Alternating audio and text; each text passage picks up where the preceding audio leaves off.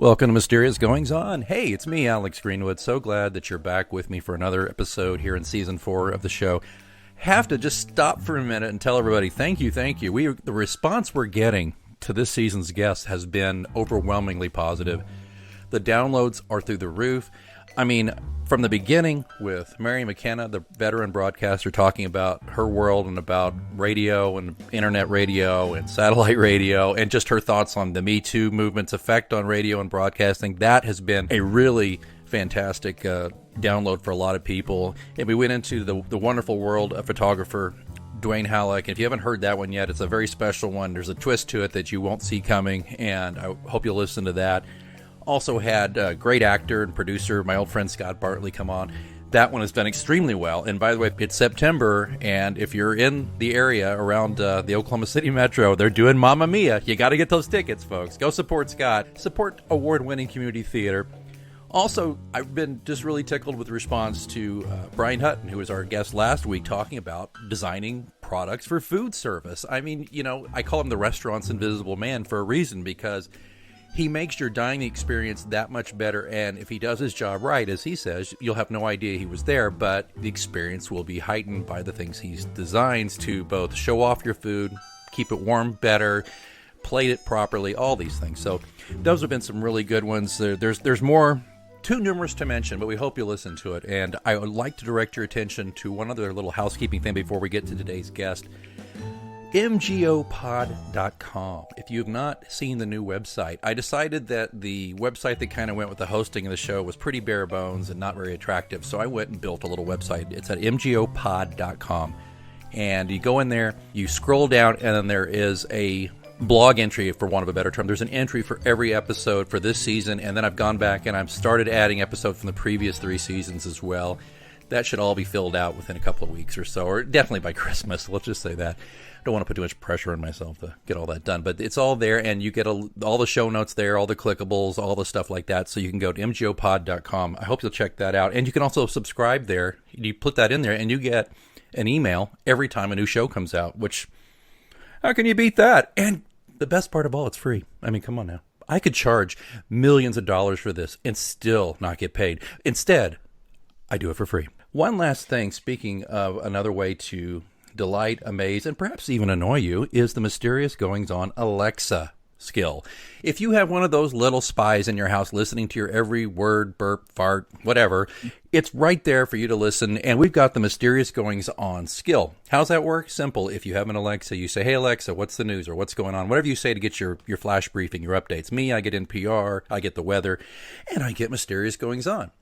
All it is about a 1 to 2 minute blurb of stuff you generally can't get from me on this feed, and I give it to you there. I might preview what's going on the podcast. I might give you some trivia. I might have some news you can use, something like that. So if you're interested in that, you can get that in your flash briefing. The Alexa skill, again, just Google Alexa skill Mysterious Goings On, or of course you can look in the handy dandy show notes, which you'll find here where you got the pod, or on mgopod.com. Okay. Enough of the blather. We got to get on to a person of note who uses notes in a way to enhance his creativity. Again, we're focusing on creativity in all walks of life this season, and I am thrilled to have with me one of the smartest guys I know. He's going to get the big head by the time he's done with this interview. It's one of the smartest guys I know about public policy, and that's why he's a public policy consultant. He is a former congressional aide. He is a former aide to a mayor of a very large city.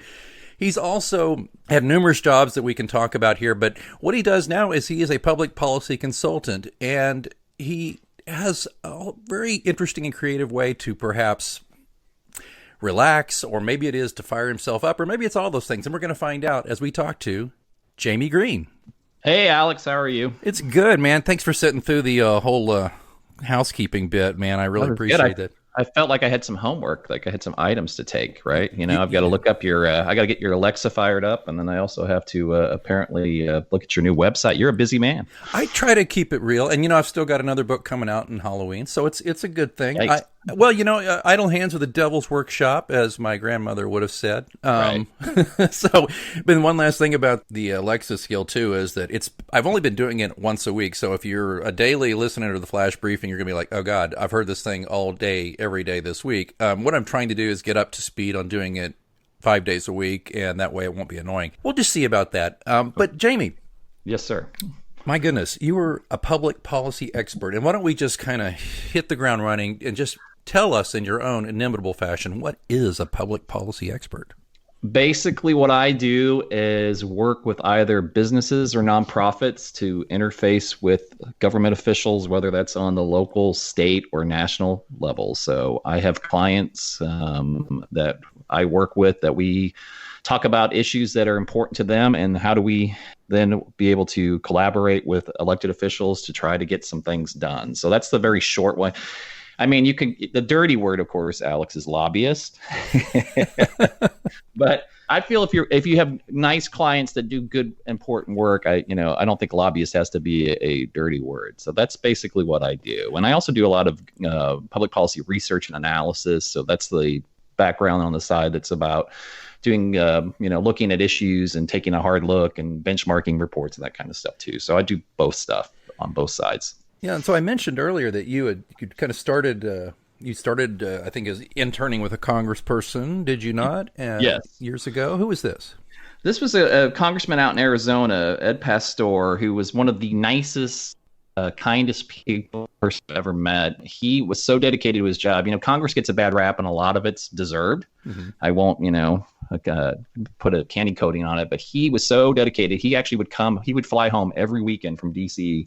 to Phoenix to be able to interact with his constituents. And some of those guys get so checked out, and they get a house out in DC, and they really don't even live where they say they're representing. But he was not that way. He was a really good guy, kind soul. And kind of a funny thing, when I was there, I had the worst time recognizing his voice. So I would answer the phones. This was a million years ago. And he would call and he'd ask for the chief of staff. And I would, because we'd been instructed to ask, who can I say who's calling? And he would always say very nicely, but this is Ed, as opposed to this is the congressman, idiot. Why can't you recognize my voice? So he was a good guy. He put up with a lot. So, well, then that led to you being a fellow with the city of Kansas City. You worked with the mayor, the city manager's office, public works director's office of management and budget. You did those things. You kind of made your bones with them and learned some stuff there. And you did some other interesting things, but then it kind of led to you being director of government relations for the Greater Kansas City Chamber. Yes, sir. Yeah, and that was a good little tour of duty you did there. You did that about 4.5 years, right? Yeah, actually, it is the reason why I'm able to do what I do today, because the greatest thing about working for the chamber is that you get to work with all facets of the business community. So it's not just engineering firms. It's it's nonprofits. It's Sprint, it's Hallmark, it's all those folks, the big players, but it's also some of the small businesses too. And that was such a great thing. I learned so much from so many folks, because usually if you get it into something, then you're just, if you work with engineering people, that's all you work with. The chamber, we would work with everybody in the business community. So it was a great opportunity. I learned a lot about transportation and the environment and all kinds of things. And I was also a liaison with the city of Kansas City then. So that was during the Mark Funkhauser administration, which... Wow. Yeah, if this guy earned my pay. But just briefly, if you don't know, if you're not from Kansas City, Funkhauser was one of only two in the history of the city, I believe, to have never won re-election. He was a challenge. He was different. Let me ask you a question about chambers of commerce. Now, I used to be an old politician in a small way, and I was I was on the side of the aisle that the chamber generally didn't like and didn't support. Is that the case, though? You worked there, and I know you've got clients on both sides of the aisle, and I happen to know a little bit about your personal politics. So I wanted to ask you, is the chamber as monolithic as one might believe? Is it really all right-wing? It's really interesting. So the U.S. Chamber, absolutely. The U.S. Chamber is a very conservative group. They always have been, and they probably always, and even a lot of state chambers are. But it's really, a lot of the city chambers are not. I would describe the Kansas City Chamber as being moderate to, I would even say, progressive in a lot of ways. And I think that takes a lot of people by surprise. They're expecting, they read all the stories about the U.S. Chamber, and hear all the awful things about business stuff. And then you have, the Greater Kansas City Chamber, for instance. We actually started a climate protection partnership to work on greenhouse gas emissions back in 2007. So that's a great example of how a local chamber could be very, very different from a national chamber or the state chambers on, in this case, the Kansas chamber and the Missouri chamber. It's pretty interesting, actually.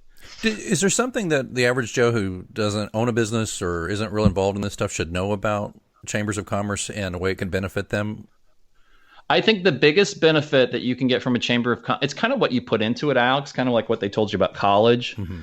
If you're a smaller business and you want to join the chamber, it works for you well if you get on committees and you go to, they have various events and they have coffees and they have after business events, and use it as a networking tool to be able to bring in new clients, and also just to get yourself out there and be exposed to things that you may not be aware of. I think that's, I always saw folks that were really engaged, that they could get a lot out of it. But it just depends on what your interests are and how you want to go forward and stuff. But it could be really helpful. And then they do some stuff where you can get, and this is probably too much into the weeds, but some of the purchasing thing that you can get group purchasing power by being a member of a chamber. Sure, yeah. My firm, we've been a member off and on of different various chambers, and it's something we kind of stepped out of, but I'm thinking of getting back into as I announce some changes in my business, but that's for another day. We'll talk about that. So this kind of leads you into your own consulting firm, Greenhouse Consulting, and that's, yes. What was that? That's about 9 years ago, something like that? Yeah, it would have been April of 2011. That's when I went out on my own. Okay. And so, what does that all involve? How does that work? What are you doing? My wife asks me that sometimes. I have some clients that I've had from the very beginning. The biggest one is the Natural Resources Defense Council, or the NRDC, wow. the nonprofit environmental group. So, for instance, for them, we work on energy and sustainability issues here in Kansas City and the greater Kansas City area. So there are several ordinances and resolutions that we've worked on. The most recent one, and the one I'm very proud of, is that working with the council, we actually got the city to commit by next year to have 100% carbon-free electricity, which is pretty amazing. So all the city is actually Kansas City Power and Light's biggest customer. So by sometime next year, 100% of all the electricity that they're buying from Kansas City Power and Light will be carbon-free. How come this is not like all over the news? I have no idea. That's a really good question. Because when I testified in favor of it, and to the credit the council, that was a 13-0 vote, wow. Which is great when you can kind of get that kind of consensus. I said at the time, this is a really big deal. And a lot of cities have made these kind of nebulous promises like, oh, we're going to be carbon free in 2040 or way down the line where they won't be in office anymore. So it's easy to make those kind of promises. Mm-hmm. But to have something this quickly and this tangible is pretty amazing. It's a credit to the city leadership, the former mayor and the city manager and the city council. And actually, it's a credit to Kansas City Power and Light, too, that they were a good partner on this. So those are the kind of things that make me so I can sleep at night, Alex. Those are kind of wins that I like. Well, and I know that about you. We've been buddies for a few years now. I should tell everybody, we met we are at the same gym. We were both in the same kickboxing gym. And I think it sounds weird to say we saw each other across a crowded gym, but I think the reason we did was because we were both the oldest dudes in there periodically. Yeah, we're the sad old guys that are, right. And I think one time you were a Huskers, you're a Nebraska Cornhusker, you were an alum of University of Nebraska, and I'm an OU alum, and I think we just started talking that first, and then it just became, and when we realized we were very close to the same age, like within a few weeks, and you jokingly said, "Hey, it's me, your evil twin," and I'm like, "No, wait, I'm the evil one." And it's like, well, maybe one of us should grow a Spock beard and be the evil twin. But anyway, we became and we bonded over things like football and policy and gym and running. You're an avid runner. We also bonded over Deadwood, which we were supposed to do a Deadwood podcast. Both of us got so busy we just didn't get it done. But you know what, buddy? I want to say as a side here, there is no reason in the world we cannot go back and revisit Deadwood and do a few shows or a limited series or something about it. Love it. We should think about this, seriously. Okay, so you're doing all this very heady, necessary work, which I applaud you for, by the way. And I'm very proud to be your friend, and I'm very proud to support whatever it is you're doing. Well, I am. And but I also think, gosh, this guy, he's carrying around all this stuff, and it's research and it's analytics, and to the average person who doesn't do this kind of thing, they're probably thinking, geez, man, how does that guy like that relax? And so I think I've got the secret, but maybe it's not how you relax, but we're going to find out. You also you're the lead guitarist for a band. Correct. Kind of crazy, isn't it? Or as my sons call it, my dad band. Your dad band. But the difference between a lot of dad bands and yours is that yours is damn good. It's called Thunder Jacket, and you are a 90% 90s cover band, right? That's right, man. The 90s were a great decade of music. And, it's funny, but this will blow your mind. In about 4 months, the beginning of the 90s was 30 years ago. Stop it. Yep. I can't even. No, I know. I can't do this. It's crazy. I'm turning off the show. I'm walking away. Are you serious? I think about it. It's going to be 2020. Do the math. Oh my God. You know what's great about Thunder Jacket, guys? It's 4 of you. You got Matt Furman on vocals. Yep. He's great. Gosh, he's got range too. Yeah, he does. He's got a great voice. Dan Jackson on the drums. Yep. And my favorite, Stephanie Shelton on bass. She's fantastic. Yeah. She's great. They're all great. We're really different people. One of the greatest thing about being in the band at our age is that there's no egos anymore, because none of us has any expectation that we're going to be famous, or we're not fighting over trying to, does that girl think I'm cute or you're cute? Like, you know what I mean? It's just simply about having a good time and enjoying the music. And that's the. Yeah. But admit it, you probably arguably have the best hair in the group. So yeah, that's a fact. I mean, there's no way you could even. There's nobody even close. I just don't know how a guy who's basically my age has a mop of hair that thick, but it's good hair, man. It's good lead guitarist hair, man. That's right. So, how did this? Okay, give us a little background on this. So here you are. It's by day public policy analyst, and you're a dad. You got a couple of sons, right? And your wife's a professional, and you got all that going on, and then you're running a band. And I mean, as far as I can tell, you're gigging a lot. Yeah, we've gotten popular lately. The time of year is good too. So it's people like, September and October in Kansas City, it's the nicest weather we have. And I think that's part of it. But yeah, we gig. It's word of mouth now. So you want to know how all this craziness started? I do. Yeah.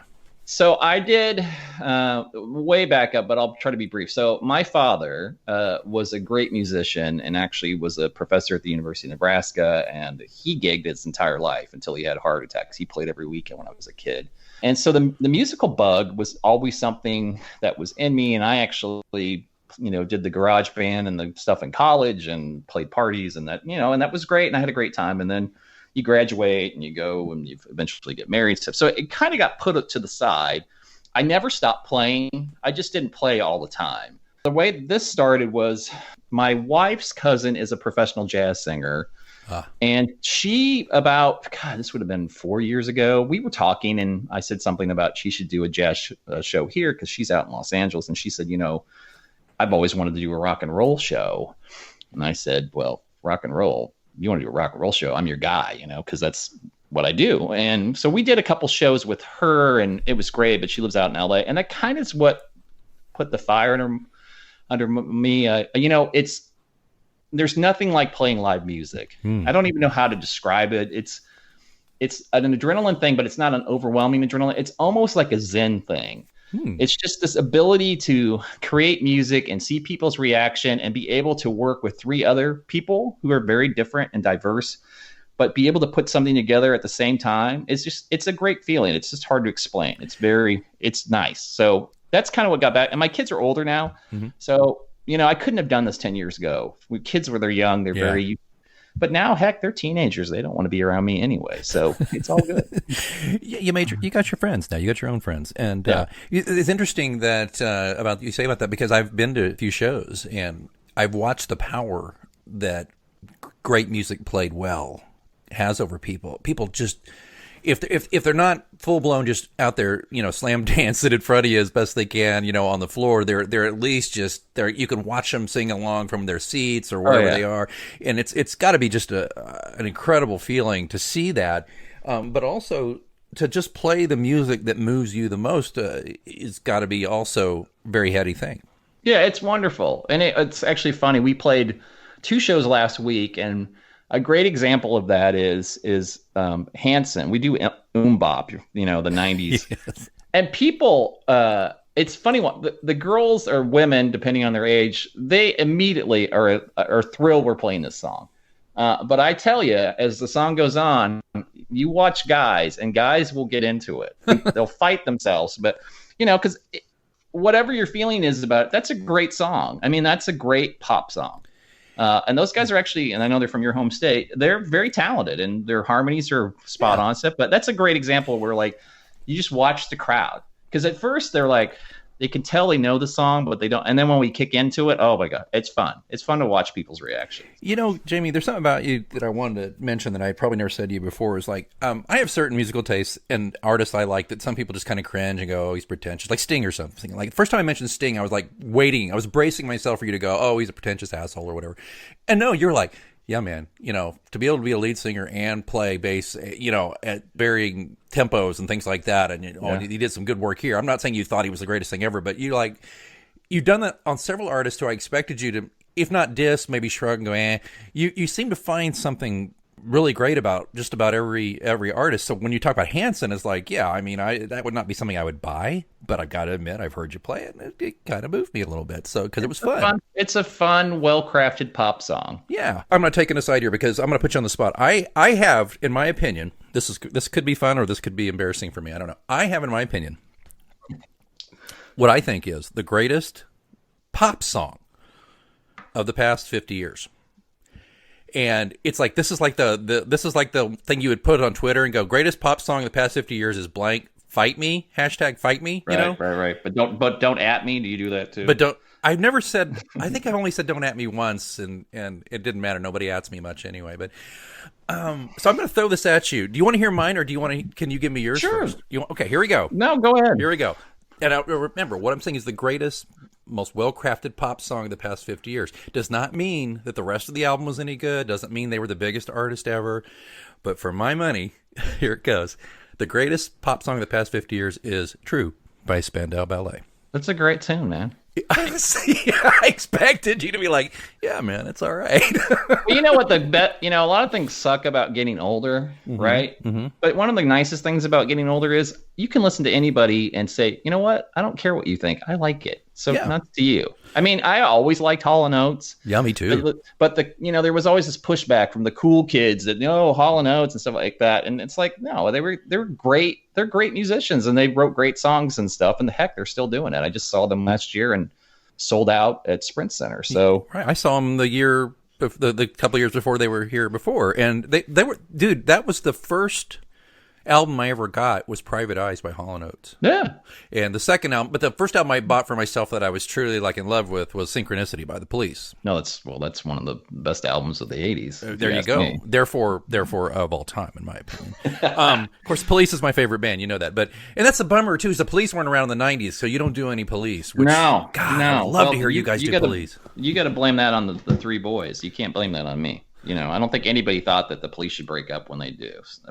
Because they went out on top. Much. They went out on top, right? They did, but they had some. I mean, and you can see how creative they still are individually. Yeah. Like there was a lot more, but you know what? It is what it is. Well, Andy Summers has got his Police cover band called The Police. Have you seen that? No, that's hilarious. Yeah, it's look for it on Instagram, folks. Andy Summers, and he's just having a blast because he's 70-something years old and he doesn't give a care. Shit. He's like, I'm rich, I'm fun, I'm gonna have a good. And they're playing Sting's music. He's got a couple of guys. I think they're both South American that fill out the rest of the roles of the Police, and they just good for him. Yeah, that's what I say, man. He's living the dream. Okay, so what about you? Is there a single great pop song? It's not Bop. Come on, it's got to be. No, Bop's like cotton candy, right? I mean, it's nice, and then it dissolves fairly quickly in your palate. I don't know. That's a really tough question. I love so many songs. I mean, you could go. We just saw Paul McCartney in concert. Oh, geez.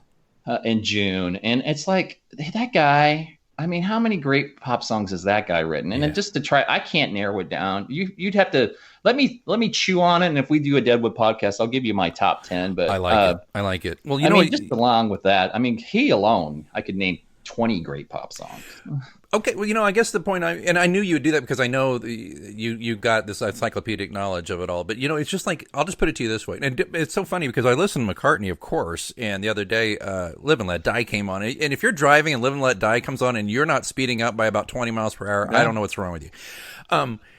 No, but whenever True comes on, I could listen to it over and over. Now, my favorite song of all time is virtually nobody's, I don't think. Well, maybe not, but is Distant Sun by Crowded House, which I've heard that That's a song. great tune too. Isn't that fantastic? Yeah. Oh man, I joke with my wife and kid. I'm like, that's gonna be played at my funeral, and I've actually said, and if Jamie's still knocking around, ask him to play it.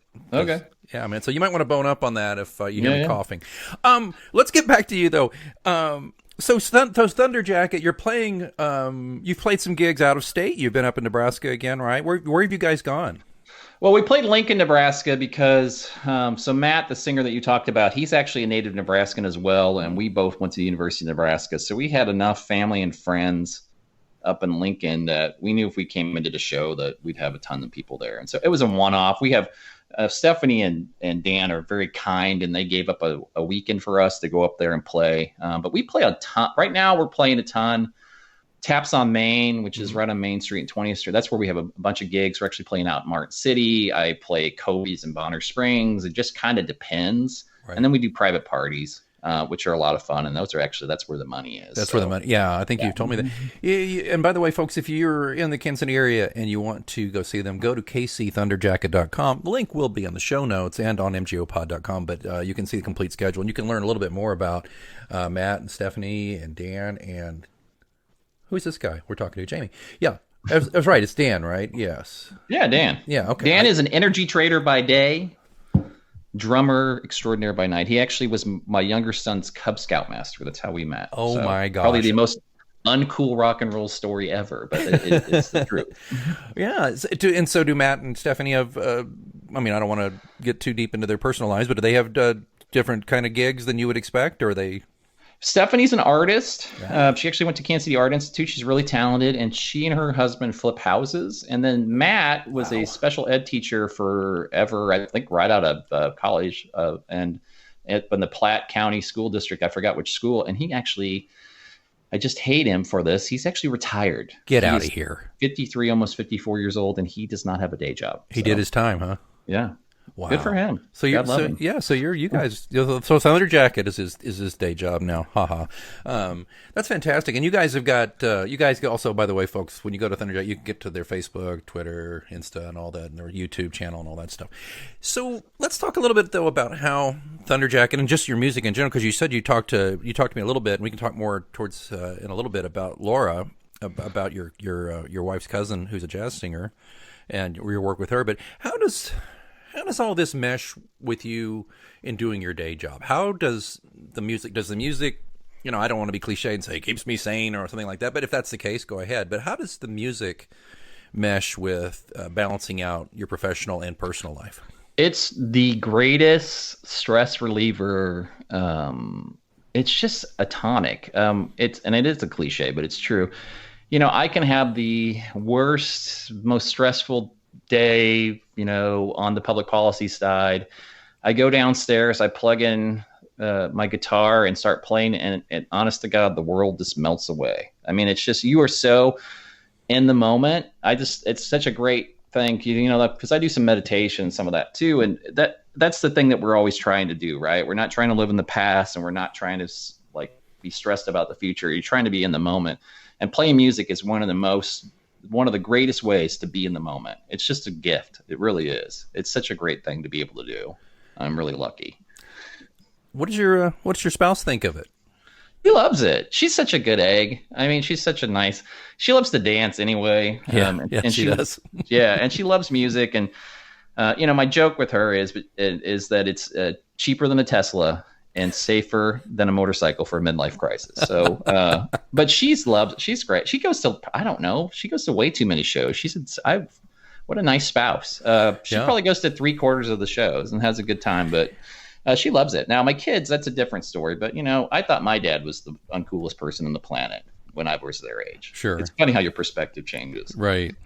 It's funny. I was at a show, and your wife was dancing, and your younger son was like, "No, Mom, stop dancing." Oh yeah. And I wanted to say to him, "Dude, your mom dances really well. She's not embarrassing you at all." But he just, it's a disconnect. You don't want to see your mom or your dad being that way, And my kid does that to me a little bit too. She's like, "Okay, slow down there, old man." And it's fine. It's fine. I think these are going to be wonderful, wonderful memories for your kids later on, when they look back. And just like you speak so fondly of your father, and of course your mom's still in Nebraska. Yep. She is a Facebook friend of mine, and she's a hoot. Just love her. She was just here, 87 years old. She just drove down 200 miles each way 2 weeks ago. Oh my goodness, she is great. She's great. So, is there ever a time when the music is not a tonic? Is there ever a time when it's like hanging over you? Like, what if you're so busy you don't get to practice for a week? What's that do to you? I mean, it can be that way because, part of it, there's pride involved with playing out. Like, you don't want to suck. Right. You want to have it be professional. And I've seen bands that aren't, and you're like, you feel bad for them. Yeah. But there's been, honest to God, it's probably how I feel about running too. There's been a few times where I'm like, we have rehearsal tonight and I'm tired and I don't want to do this right now. And then it's just something about once you get into it, you love it. It's great. So I have never, I've been playing guitar since, I don't know, 1980 something, and I've never regretted picking up a guitar. I mean, that's the honest to God truth. I always love it. And I probably drive people nuts, because put down the guitar and watch the TV show with me, but it's just something that I really enjoy. Do you play anything else? Any other instruments? A little piano. I actually took piano lessons first. Yeah, piano. I took some piano lessons when I was a kid. Right. But I saw Stevie Ray Vaughan, and that's what changed my world. Oh, yeah. He's the reason why I picked up the guitar. I saw him, and I like piano fine, and I certainly still like Billy Joel and Elton John and that kind of stuff. But I loved his music anyway, and we saw him live, and it was a transformative experience to see somebody play an instrument like that and the emotion that he could evoke in the soul of it. I was just blown away, and I was like, I want to do that. And I will never be able to do it like he did, but it's such a great gift. I mean, it's just amazing. Yeah, sweet dreams and flying machines, right? That unfortunately take our heroes from us way too soon. Let me ask you about a few heroes we've lost and get your take. I love talking to musicians about some of my heroes, if that's all right. Sure. Real quick. So we lost in short order. We lost Prince. Yeah. Thoughts on Prince? The term genius gets bandied about way too much. Mm-hmm. He's an offensive genius on football, or he's a, whatever, public, not me, but that guy's a public policy genius. And it's not true. They're just good at what they do. Prince was legitimately a genius. Yeah. And that's not something I would say often, hardly at all. But the amount of stuff he put out, how great so much of it was, his ability to craft tunes that were not only something that you and I would enjoy just on the surface, but some of the stuff that, just how deep it was, all of it. It's just amazing how talented he was, how great of a songwriter he was. He was great just at how good of a musician he was. Yes. I don't know. There's a YouTube clip out there where he's doing a sound check, and I think he's in Japan or something.